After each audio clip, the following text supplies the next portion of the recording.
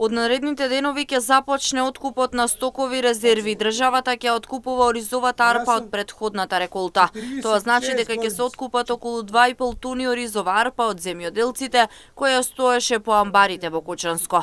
Како што велат од Сдруженијето на млади индивидуални земјоделци Облешево, ова значи чекор напред, бидејќи ќе се подобри финансиската состојба на земјоделците. Што значи дека земјоделците од Кочанско извојуваа борба за да има откуп за стокови резерви. Уредбата која што е донесена нам ќе ни овозможи да државата откупи значајна количина на оризова арпа, околу 2.500 тони, со што ќе се растерети пазарот и земјоделците имаат олеснување во делот на откупот на оризот. Околу конечната цена на оризовата арпа се уште се прават пресметки, но не би требало да биде пониска од 27 динари за килограм. Според Ашковски, ова е прифатливо за земјоделците. Таа арпа, е од реколтата 2024 година.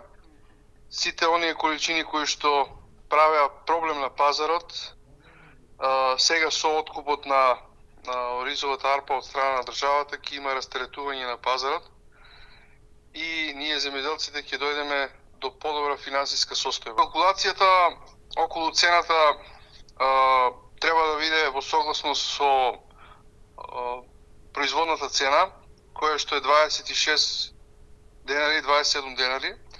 Врз основа на производната цена може државата да донесе одлука, односно да донесе добивка од 30% економска придобивка, со која што ќе имаме цена на оризот над 30 денари на оризовата арпа. Откупот на оризовата арпа беше проблем подолг временски период, бидејќи откупувачите немаа интерес, а дополнително ниска беше и цената за оризот.